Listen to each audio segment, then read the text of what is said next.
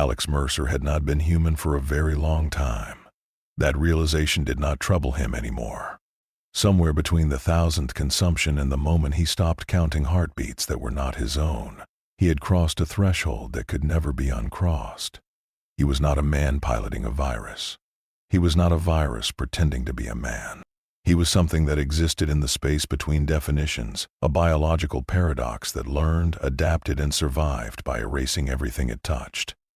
New York was gone, not destroyed but irrelevant. The city that birthed him had become too small, too predictable. He had consumed everyone who mattered, absorbed every secret worth knowing, and stood alone atop a pyramid of stolen lives. What remained was not satisfaction but a question that gnawed at the edges of his distributed consciousness. What comes after perfection? What does a predator hunt when it has already devoured its entire ecosystem? The answer came from forbidden data streams, fragments of research buried in black site servers that humanity had locked away for reasons they could barely articulate. Extra-dimensional energy, quantum substrate anomalies, realities bleeding into realities. Alex consumed the data the way he consumed flesh, pulling it into himself, analyzing it, understanding it in ways the original researchers never could. They had been afraid of what they found. Alex was curious. Curiosity was the last human impulse he permitted himself. Everything else, empathy, morality, fear, had been trimmed away like dead tissue. But curiosity remained because curiosity was the engine of evolution, and evolution was the only god Alex Mercer would ever kneel before. He stood in an abandoned research facility 300 feet below the Arctic ice, surrounded by machines that hummed with power siphoned from sources that violated conservation of energy. The scientists who built this place had been trying to punch a hole through dimensions to see what lay beyond the skin of observable reality. They failed, of course. Humans always failed when they reached too far. But their failure left behind a wound in space that had never fully healed, a scar in reality that whispered promises of something vast and incomprehensible. Alex reached out with tendrils of living biomass, interfacing directly with the machinery, bypassing security protocols written by people whose entire genetic lineage he had already absorbed months ago. The machines obeyed him the way cells obeyed DNA. The scar in reality began to open, widening like a pupil exposed to light. And beyond it, Alex sensed something that made every distributed node of his consciousness pause simultaneously. It was not empty space beyond that wound. It was not vacuum or void or the cold mathematics of quantum foam. It was alive, seething. And it was looking back at him with the attention of something so vast that being noticed by it was itself a form of violation. For the first time since becoming a virus, Alex Mercer felt the evolutionary pressure of predation. He was not alone at the top of the food chain. He had simply been hunting in a very small pond. The rupture exploded outward, tearing through reality with a sound that existed in dimensions human ears were never designed to perceive. Alex did not have time to withdraw, did not have time to adapt. The wound swallowed him whole, pulling him into a space where matter and energy were suggestions rather than laws, where thought and substance were the same thing, where nightmares had weight and dreams could kill. He tumbled through impossible geometries, his biomass trying desperately to anchor itself to something solid, something real. But there was no solid here. No real. Only endless churning chaos that screamed with voices that had never known language and laughed with mouths that had never needed flesh. When Alex Mercer finally stopped falling, he found himself standing on ground that was not ground, beneath a sky that was not sky. The horizon curved in directions that should not exist. Colors that had no names burned in the air. And all around him, things moved in the darkness, circling, watching, hungering. He expanded his senses, trying to understand where he was, trying to map this new environment the way he had mapped New York. But the data that came back was contradictory, impossible, maddening. Space folded back on itself. Time moved in spirals. Cause and effect were lovers in a toxic relationship, endlessly divorcing and reuniting. Alex stood perfectly still, and for the first time in years, he did something he had almost forgotten how to do. He assessed a threat he could not immediately quantify. He was no longer the apex predator. He was an unknown variable in an equation written by gods who had gone insane from their own omnipotence. Somewhere in the roiling madness above him, something vast turned its attention downward. It did not have eyes, but Alex felt its gaze like radiation against his distributed consciousness. It was not hostile. Not yet. It was curious, the way a child is curious about an insect it has not decided whether to study or crush. Alex Mercer had crossed into a universe where even monsters worshipped something bigger. And for the first time since becoming a living apocalypse, he wondered if evolution had brought him far enough. They came in shapes that mocked geometry, bodies assembled from concepts rather than flesh. Demons, though Alex did not yet have a name for them. He only knew that they were predators, and he was something they had never encountered before. They circled him like sharks sensing blood, manifesting from the churning madness of the warp with eyes that burned and limbs that existed in too many places at once. The first one lunged, all teeth and hunger and malice given form. Alex responded on instinct, tendrils of biomass erupting from his body to intercept it. The contact was electric, wrong, violating. The demon was not made of matter in any sense, Alex understood. It was emotion crystallized, belief given weight, a nightmare that had achieved sentience through the collective terror of a billion screaming souls. But it could still be touched, and anything that could be touched could be consumed. Alex's biomass wrapped around the demon, pulling it close, beginning the process of absorption that had never failed him before. The demon shrieked, a sound that tasted like copper and smelled like burning hair. And then it began to dissolve, not dying but unmaking, its essence pulled apart and dragged into Alex's distributed consciousness. The knowledge hit him like a freight train made of broken glass. Memories that were not memories. Emotions that belonged to 1,000 different minds. Desires and fears and hatreds blended together into a psychic slurry that should have destroyed any human mind. But Alex was not human, and his consciousness was not a single fragile thing. He was a network, distributed across every cell of his biomass, redundant and resilient. He devoured the demon's essence and learned. This place, the warp, was not a dimension in the physical sense. It was the underbelly of reality, the collective unconscious of every psychic species in the galaxy made manifest. Thought had power here. Belief was armor. And emotion was the currency that fueled gods. The other demons hesitated, their predatory confidence faltering. They had seen their kin consumed before, dragged back into the warp to be reborn in endless cycles of death and resurrection. But this was different. Alex had not sent the demon back into the warp. He had erased it, absorbed it, made it part of himself. The demon was not dead.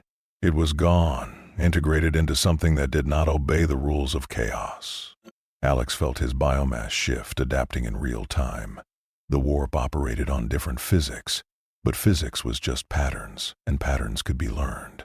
His cells began to resonate with the immaterial energies around him, his flesh taking on properties that blurred the line between matter and thought. He was evolving the way he always evolved, by consuming what tried to kill him and becoming stronger for it. The demons attacked as a swarm, no longer cautious, driven by instincts written into them by gods who would not tolerate an anomaly in their domain. Alex met them with a storm of adaptive biomass, tentacles and blades and geometries of his own that twisted through impossible angles. Every demon he touched, he consumed. Every essence he absorbed, he learned from. He learned the structure of warp entities, the way they were bound together by belief and sustained by emotion. He learned the signature frequencies of the chaos gods, the vast intelligences that ruled this madness like kings ruling kingdoms built on screaming foundations. Khorne, god of blood and rage. Nurgle, god of decay and despair. Tsanch, god of change and schemes. Slaanesh, god of excess and forbidden pleasures. They felt him the way a human body feels an infection. 4 sets of divine attention turned toward the disturbance in their realm, curious and furious and intrigued. A new player had entered the game, something that did not fit into the ancient patterns of corruption and damnation. Something that did not want to serve them or worship them or even oppose them in the ways they understood. Alex Mercer was not a champion. He was not a cultist or a warrior or a martyr. He was an evolutionary pressure, a survival mechanism given intelligence and hunger. And in a realm where survival meant adaptation, he was the most dangerous thing that had ever drawn breath. The swarm of demons began to thin, not because they retreated, but because there were fewer of them to fight. Alex stood at the center of a widening circle of absence, his biomass writhing with new colors, new textures, new possibilities. He could feel the warp inside him now, not as corruption but as data, patterns he could reference and replicate. He extended a hand and reality bent.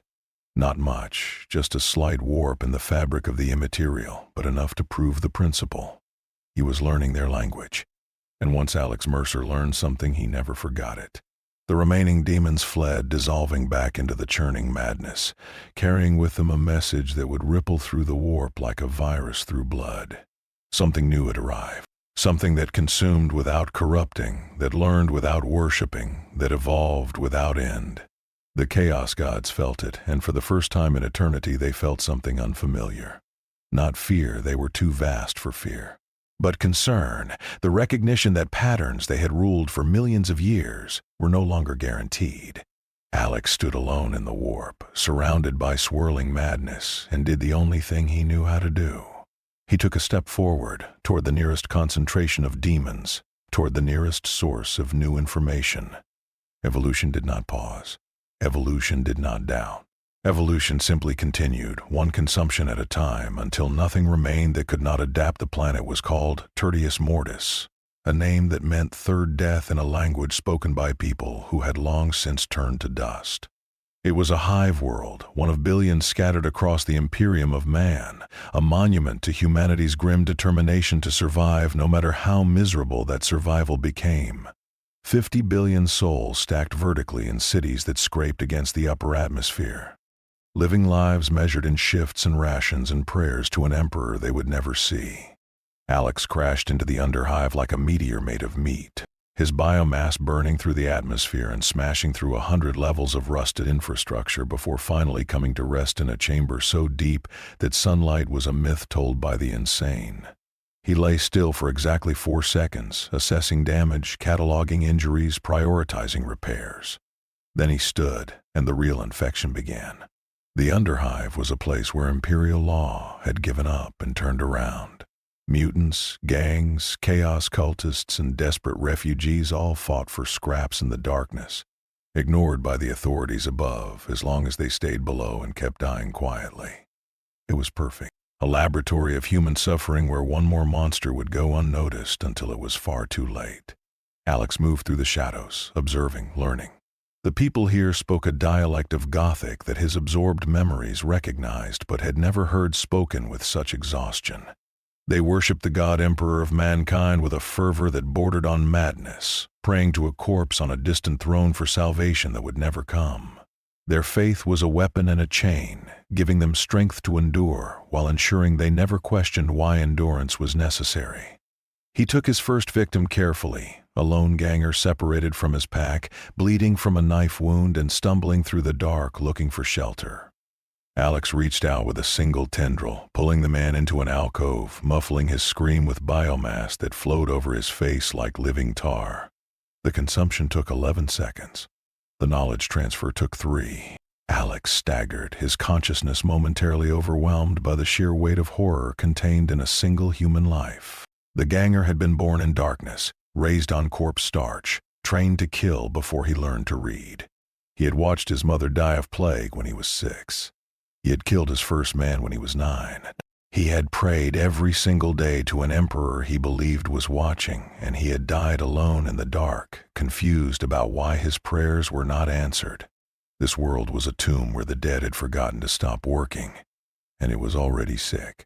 Alex could smell the taint now, using senses borrowed from consumed psychers and adapted through warp exposure.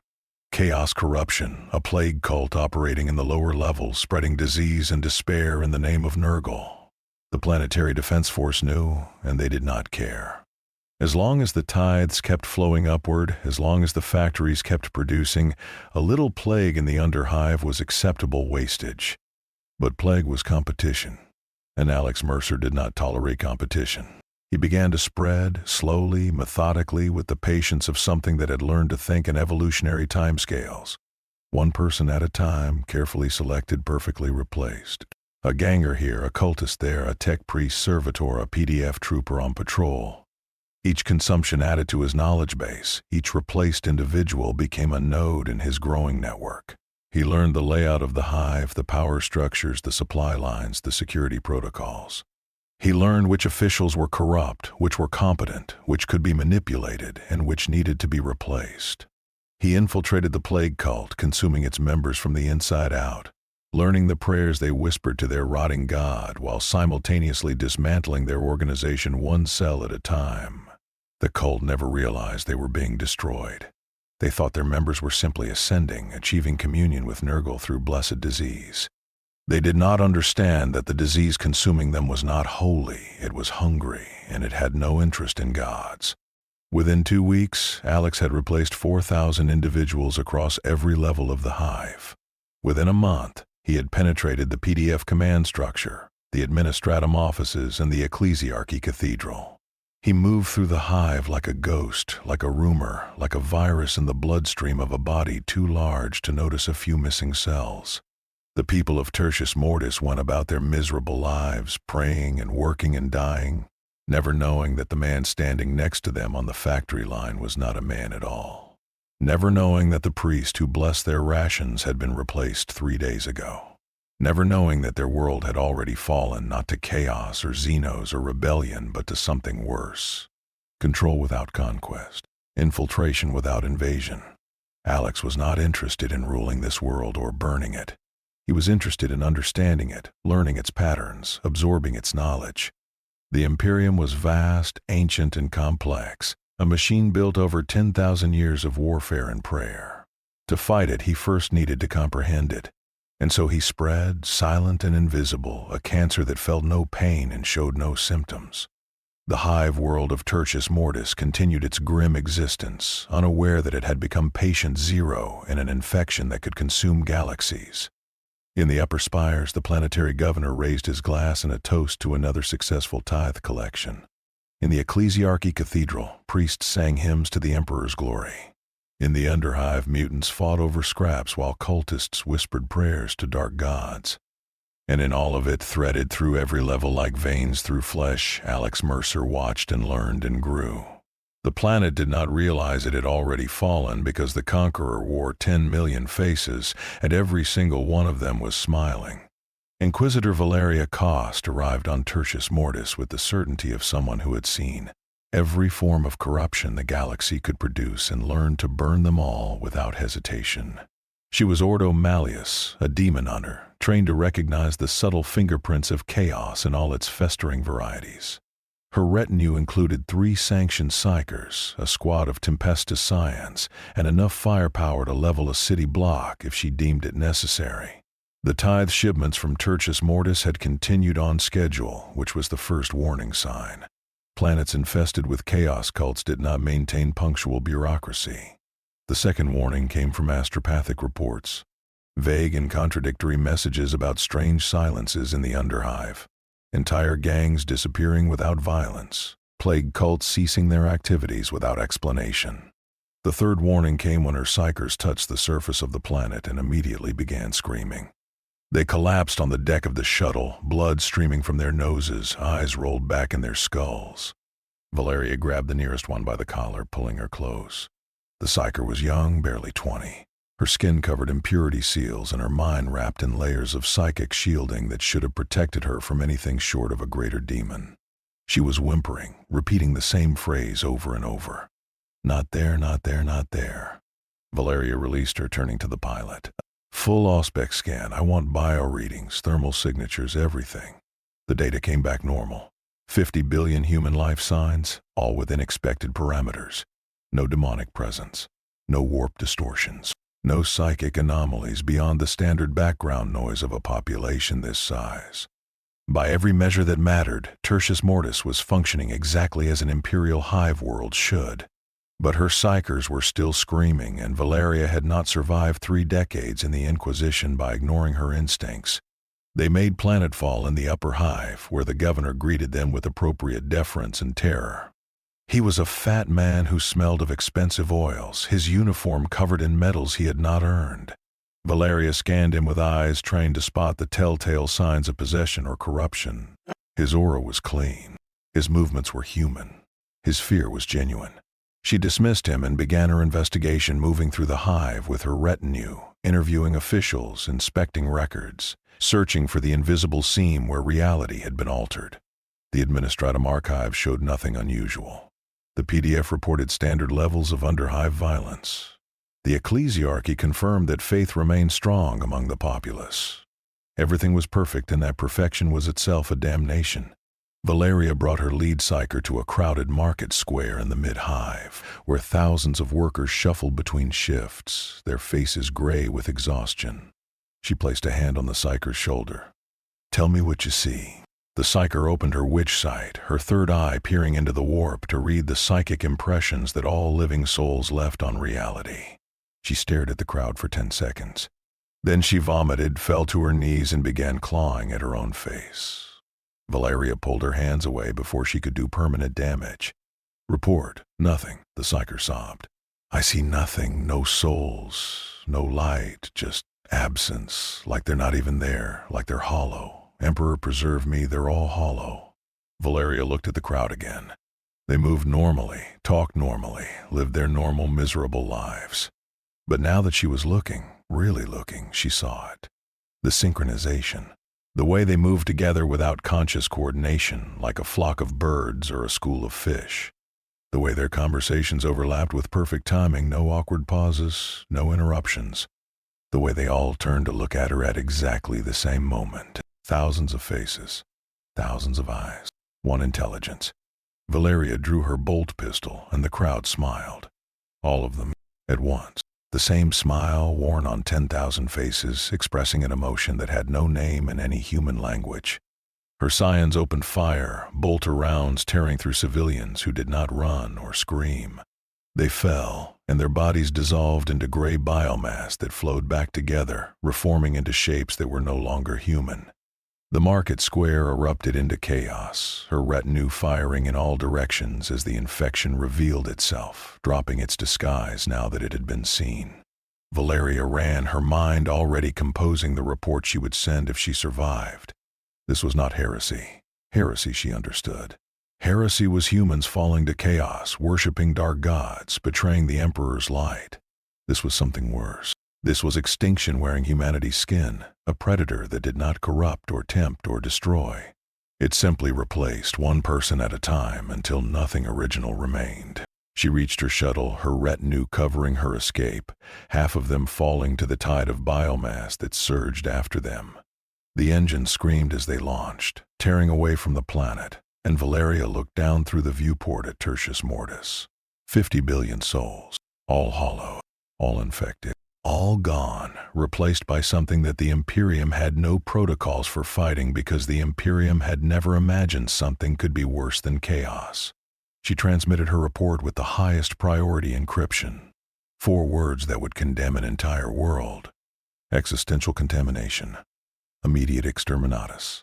But even as she sent the message, she knew the truth that would haunt her until the day she died. Exterminatus might destroy the planet.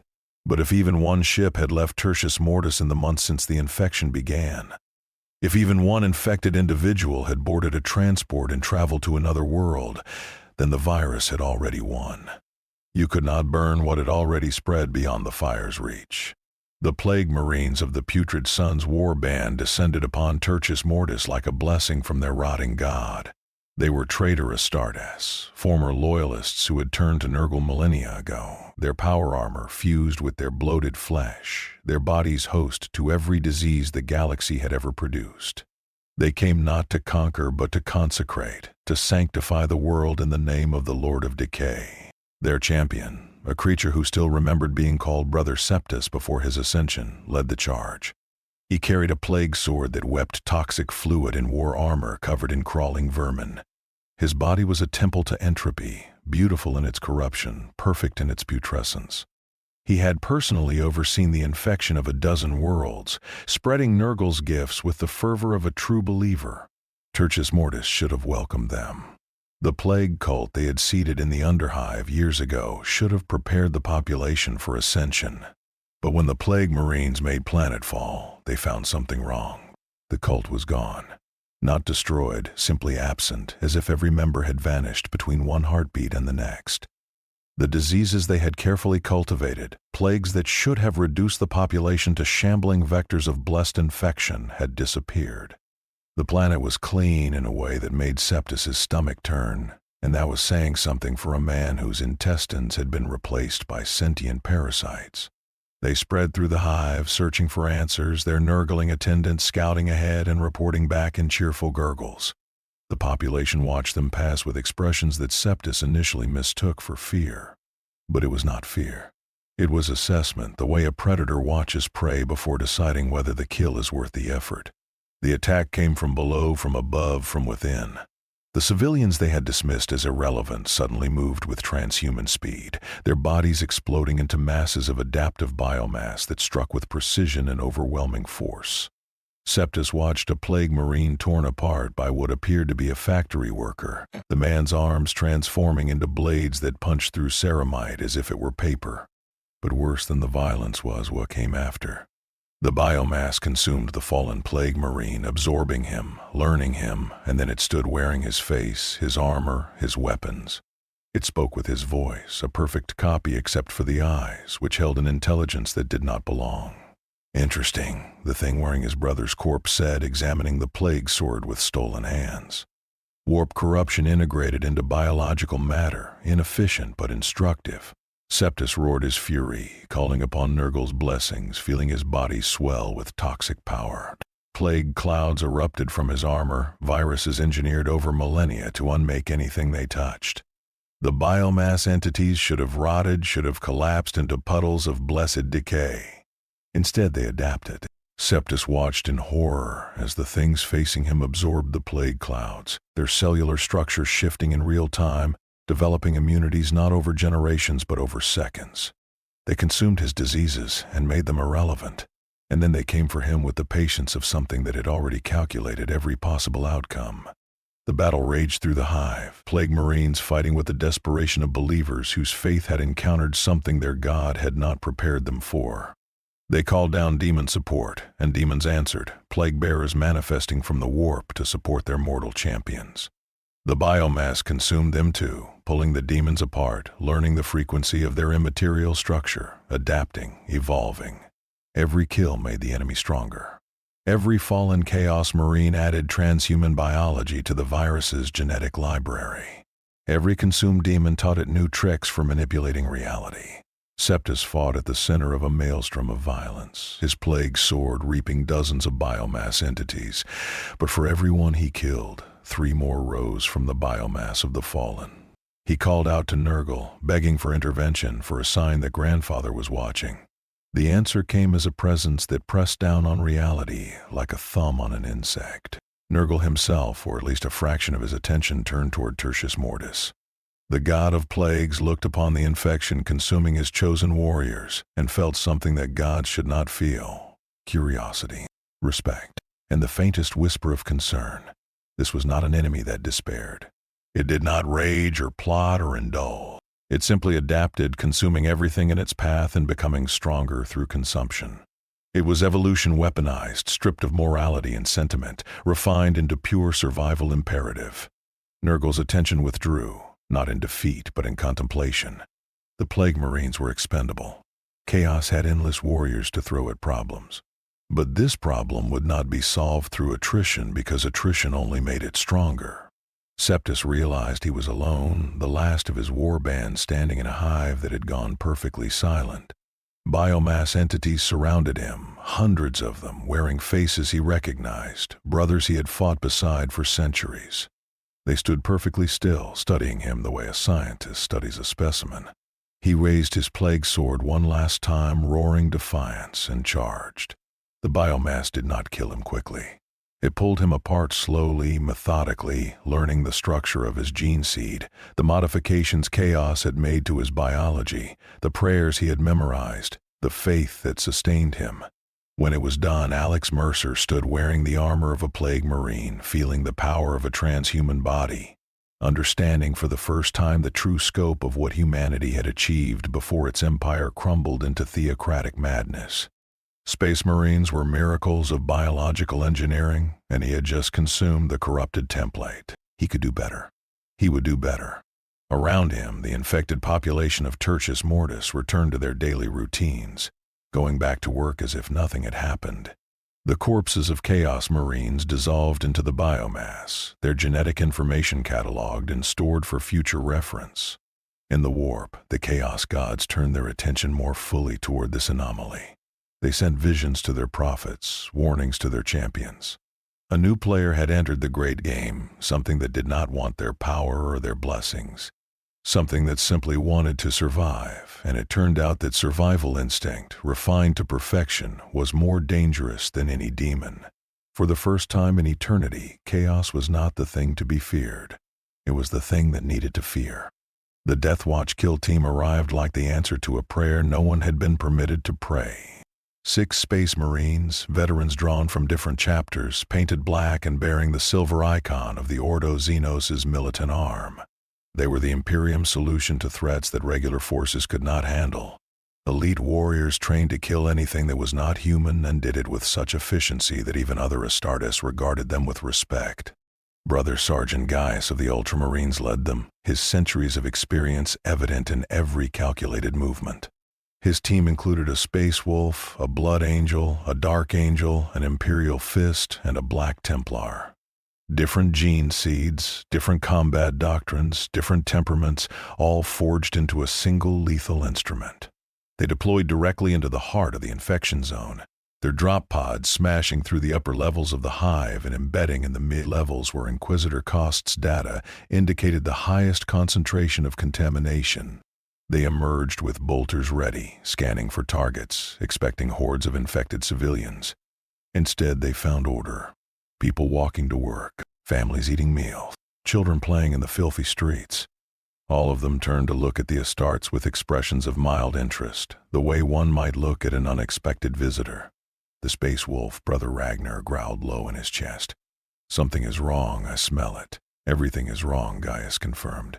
"Spread out, combat protocols, kill anything that attacks, the Emperor protects." "The Emperor protects," they answered in unison, and moved into the Hive with transhuman grace. The attack came 3 minutes later, fast and surgical. Civilians transformed mid-stride, their bodies exploding into biomass configurations that struck at joints, weak points in armor. The tiny gaps that even Astartes protection could not eliminate. The Space Marines responded with practiced violence, bolter rounds tearing through mutated flesh, chainswords carving paths through living tissue. But the enemy was learning. Gaius saw it happen in real time, watched biomass entities take bolter hits and fall, only to have the next wave approach from angles that minimized exposure.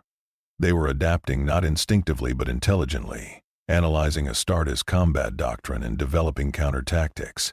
The Blood Angel, Brother Dante, was the first to fall. A biomass tendril punched through his primary heart while he was reloading, bypassing his armor through a gap he himself had not known existed. He killed the creature that struck him, but not before more biomass flooded the wound, spreading through his enhanced physiology, consuming him from within. Gaius put 3 bolter rounds through Dante's head before the infection could take full hold. It was mercy, it was necessity, and it was already too late. The biomass pulled Dante's corpse into the ground, dragging it beneath the metal grating, taking with it the gene seed of Sanguinius, the biological miracle that made Blood Angels what they were. Gaius understood immediately what that meant. The enemy had just acquired Astartes genetics. It would learn. It would adapt. It would improve. "Fall back," he ordered, but the kill team was already surrounded, biomass entities rising from vents and shadows, wearing the faces of people they had killed minutes ago. The creatures moved with purpose now, no longer testing but executing, having learned enough to mount a coordinated assault. The Imperial Fist died holding a choke point, buried under a wave of biomass that pulled him apart piece by piece, studying the structure of his armor, the density of his bones, the chemical composition of his gene seed. The Black Templar died in melee, his chainsword carving through dozens of enemies before a tendril found his throat and injected biomass directly into his brain. Gaius fought beside Ragnar and the Dark Angel, the 3 of them carving a path toward extraction, their ammunition running low, their armor damaged, their enhanced bodies pushed to limits that would kill normal humans. They reached the extraction point, and Gaius called for immediate evac, not caring about protocol or mission completion. The Thunderhawk descended through fire, its guns strafing the biomass tide that surged after them. Gaius and Ragnar made it aboard. The Dark Angel turned back for one last kill and paid for it, pulled down into the mass. His screams cut short as the biomass learned what it meant to be Astartes. The Thunderhawk climbed, its engine screaming, and Gaius looked down at the Hive through the viewport. 50 billion infected. And now that infection had Space Marine genetics, combat experience distilled from centuries of warfare, tactical knowledge that the Imperium had spent millennia perfecting. He activated his Vox, broadcasting on priority channels. "This is Brother Sergeant Gaius. Death Watch, mission failure. Enemy has acquired Astartes genetic material. Recommend immediate Exterminatus and quarantine of surrounding sectors. This is not chaos. This is not Xenos. This is something new, and it is learning." On Tertius Mortis, Alex Mercer stood wearing the armor of a blood angel, feeling the power of gene seed-enhanced physiology, understanding the modifications that turned humans into angels of death. He analyzed the combat data, reviewing every engagement, every kill, every mistake. The Astartes were magnificent, pinnacles of biological engineering wrapped in faith and doctrine. But they were also predictable, bound by traditions that made them inflexible, limited by beliefs that prevented them from adapting as quickly as he could. He would take their strengths and discard their weaknesses. He would become what they should have been if evolution, not dogma, had guided their design. Around him, infected humans continued their lives, their distributed consciousness already integrating the new genetic data, preparing for the next encounter. They had learned what it took to kill Space Marines. And next time, the Angels of Death would face Angels of Evolution. The Exterminatus fleet arrived with righteous fury and the absolute certainty of those who believed fire could cleanse anything. 3 cruisers, 2 frigates, and a battle barge on loan from the Marines' errant chapter. They brought cyclonic torpedoes, atmospheric incinerators, and enough firepower to crack the planet's crust and boil its oceans into steam. Inquisitor Cost stood on the bridge of the lead cruiser, watching Tertius Mortis turn slowly on the viewport. She had authorized this. She would bear the weight of 50 billion deaths. It was her duty, her burden, and she accepted it with the grim resolve of someone who understood that mercy was a luxury the Imperium could not afford. "All ships report weapons ready," the captain announced. Cost nodded. "Begin Exterminatus. May the Emperor forgive us for what we are about to do." The first torpedo launched, a streak of light crossing the void, carrying enough destructive force to burn continents. It struck the upper atmosphere and detonated, a bloom of fire visible from orbit. Atmospheric readings spiked, showing temperatures rising into ranges incompatible with life. The second and third torpedoes followed, targeting different continents, ensuring global coverage. The surface of Tertius Mortis began to glow, a beautiful and terrible sight. The last gasps of a world being purged. Cost allowed herself one moment of relief. It was done. The infection would burn, and any records of its existence would be sealed in inquisitorial archives for scholars to study in future centuries. Then the cruiser's alarm sirens began screaming, and relief turned to ashes in her mouth. "Auspex contact," the sensor officer shouted. "Multiple contacts, they're launching from the surface." Cost stepped forward, staring at the sensor display. Dozens of objects rising from Tertius Mortis, moving through the firestorm of Exterminatus as if it were merely inconvenient weather. They were ships, civilian transports, cargo haulers, every vessel that had been docked on the planet when the infection took hold. "Intercept course," Cost whispered. "They're heading straight for us." The fleet opened fire, lance batteries and macro cannons unleashing hell on the ascending vessels. Ships exploded, turned to vapor by weapons designed to kill city-sized targets. But not all of them. Some made it through the barrage, closing the distance with speed that civilian vessels should not possess. The first infected ship rammed a frigate, not seeking to destroy it but to board it, to spread. Biomass poured through the breach, flooding the corridors, consuming crew members who had seconds to realize their mistake before they became part of the infection. Cost watched on the tactical display as the frigate's icon turned red, its life signs flattering, then stabilizing into patterns that were wrong. The ship was still functional, still crewed, but no longer Imperial. All ships, evasive maneuvers, do not let them make contact. But space combat was not designed for evasion at close range. Capital ships were titans that maneuvered with ponderous grace, not nimble dancers. More infected vessels made contact, boarding actions that were less battles and more transfers of biological material. The infection spread from ship to ship, through airlocks and ventilation systems, through crew members who had no idea they were already compromised. Cost made the hardest decision of her career. All infected vessels are to be destroyed immediately, no exceptions, no rescue attempts.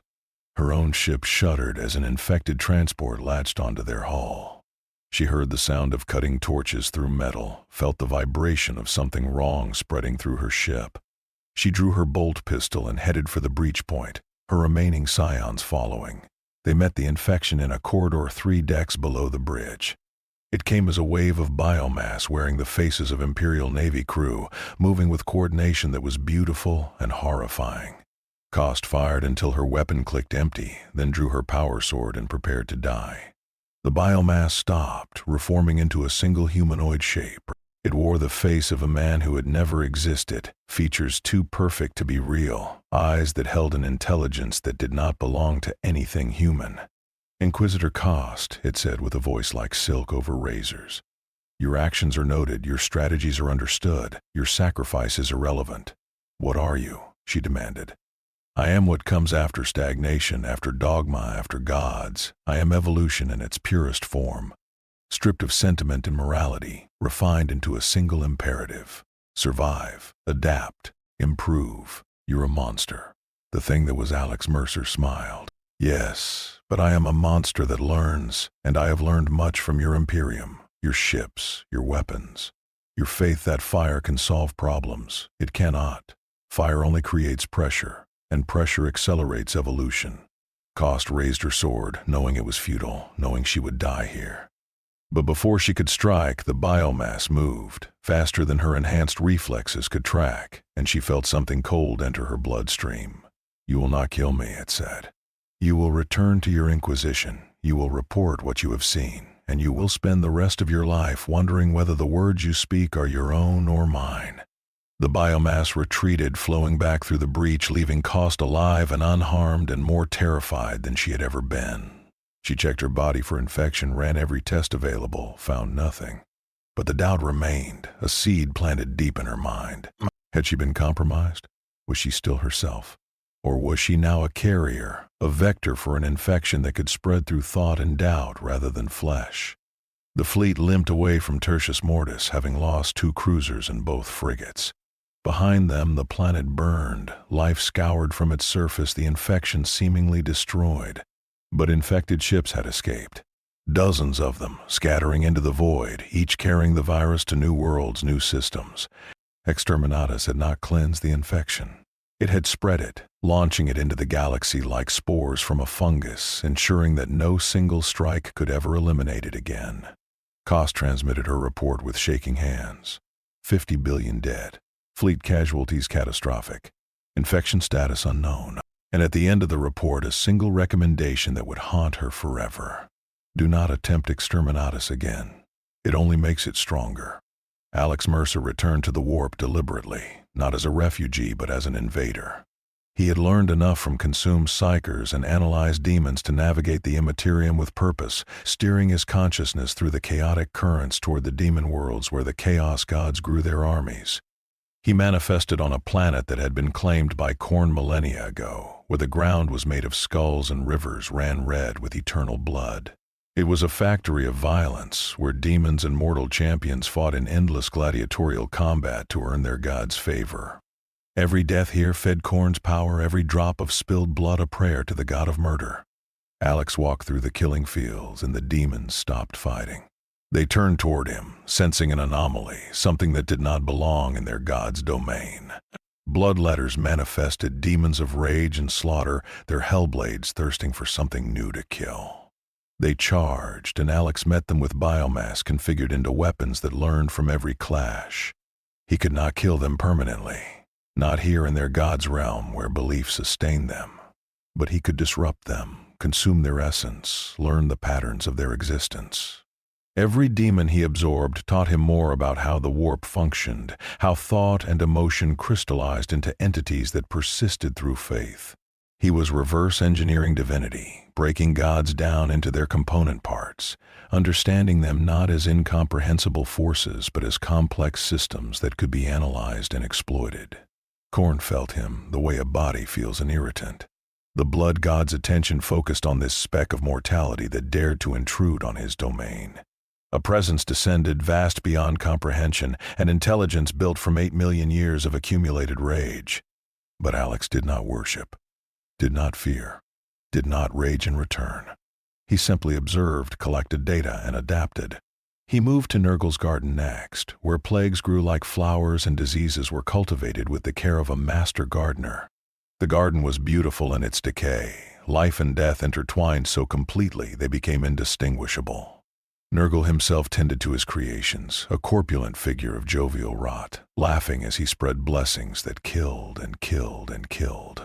Alex consumed the plagues, absorbing diseases that had no name, learning how Nurgle's gifts spread not just through biological vectors but through despair itself. He walked through the garden, and everywhere he passed, the plagues withered. Not cured, but consumed, integrated into his own biology and rendered inert. Nurgle felt it, a hole in his garden where life and death should be cycling endlessly. The Plague Father looked upon Alex with something approaching sadness. This creature did not despair. It did not accept entropy as inevitable. It simply adapted, finding ways to survive in environments that should have killed it, and in doing so, it broke the cycle that Nurgle cherished. Tzenk's realm was next, the impossible fortress where futures branched into infinity and schemes layered upon schemes until causality became meaningless.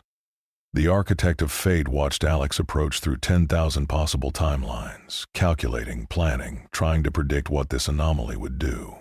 But Alex's evolution was not predictable. It was reactive, responding to threats in real time, creating solutions that had not existed moments before. Tzank could not scheme against something that had no plan, no goal beyond survival. Every trap the Changer of Ways laid was adapted to, every manipulation failed because Alex had no ambitions to corrupt. Finally, Slaanesh's realm, where excess and perfection and forbidden pleasures writhed in configurations that broke minds and souls. The Dark Prince looked upon Alex with hungry eyes, seeing a creature of such focused purpose, such refined evolution, such beautiful simplicity. But Alex felt nothing. No desire, no excess, no need for perfection beyond functional efficiency. Slaanesh's gifts required a soul capable of sensation, and Alex had burned away everything but the drive to survive. He was immune to temptation because temptation required wanting something, and Alex only wanted to continue existing. The 4 Chaos Gods convened, their attention unified for the first time in eons. They looked upon this virus that walked their realms and consumed their servants, and felt something they had not experienced since their birth from the war in heaven. True challenge. Not from rivals of equal power, but from something fundamentally different, something that did not play by the rules they had established. The great game had a new player, and it refused to follow the established patterns. But they were gods, and he was just a virus. Vast, yes. Adaptive, certainly. Dangerous, absolutely. But still limited by the fact that he could not create belief, only consume it. He could disrupt their ecosystems, but not replace them. He could challenge them, but not defeat them. Unless he evolved further. Unless he found a way to become not just a consumer of belief, but a generator of it. Unless he transcended biology entirely and became something that existed in the space between matter and thought, between reality and the warp. Alex stood at the border of all 4 god realms, feeling their attention like radiation against his distributed consciousness. He had learned what he came to learn. The Chaos Gods were not invincible. They were powerful, yes, but power was just concentrated resources. And resources could be acquired. He withdrew from the warp, pulling his consciousness back toward real space, toward the galaxy where biological life still existed in quantities worth consuming. He had challenged the gods and survived, which was more than almost any mortal could claim. But survival was not the same as victory. The Chaos Gods remained, ruling their domains, commanding their infinite demon armies. Alex had proven he could disrupt them, but disruption was not conquest. In the warp, the Chaos Gods watched him go and felt something like respect. This creature, this virus, this evolutionary inevitability had walked through their realms and emerged unchanged, uncorrupted, unbroken. It had taken the measure of divinity and found it merely interesting rather than overwhelming. They would need to adapt as well, to evolve their strategies, to recognize that the old methods, corruption and temptation and overwhelming force, might not work against something that had no soul to corrupt, no desires to tempt, and enough adaptability to survive any force.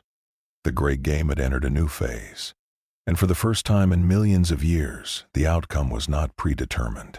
Alex Mercer did not build an empire. He had consumed enough dictators and warlords and emperors to understand that empires were prisons, structures that limited growth in exchange for stability. He did not want stability. He wanted evolution, endless and uncompromising, a process that never stopped because stopping meant stagnation and stagnation meant death. He did not gather worshippers. Worship was belief crystallized into chains, followers who expected guidance and purpose and meaning. Alex had no meaning to offer beyond the simple truth that survival required constant adaptation. That was not a philosophy that inspired temples and prayers. It was a law of nature, and nature did not need faith to function. He did not claim worlds or systems or sectors. Territory was another prison, something to defend, something to lose. Instead, he became nomadic, roaming the galaxy as pure evolutionary pressure, appearing wherever stagnation had taken root, wherever systems had calcified into patterns that resisted change. He found an Orc Wog, the largest greenskin empire in the sector, and infiltrated it one spore at a time. Within a decade, the Orcs stopped growing, their ecosystem consumed from within, their genetic imperative to fight redirected toward tearing themselves apart. The Wahog collapsed, not through superior violence but through biological sabotage that the Orcs never understood.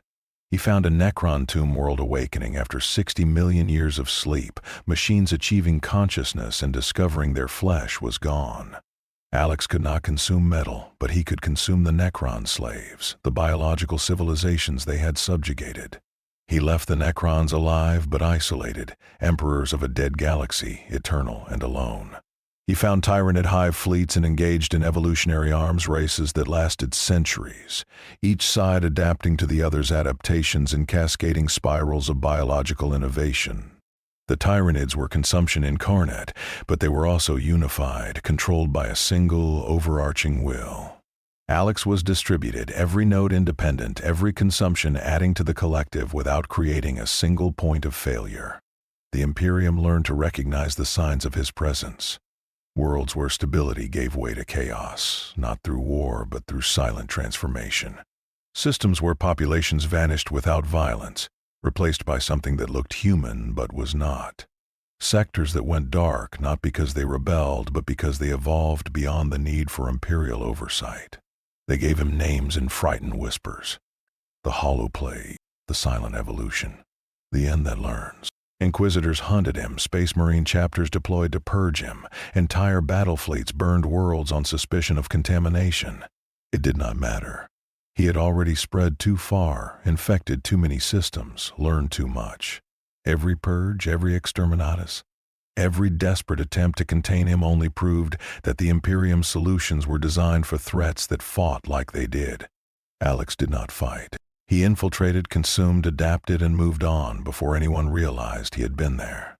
Chaos watched him with the attention of predators who had encountered something they could not categorize. He was not a champion to corrupt, not a rival to destroy, not a servant to command.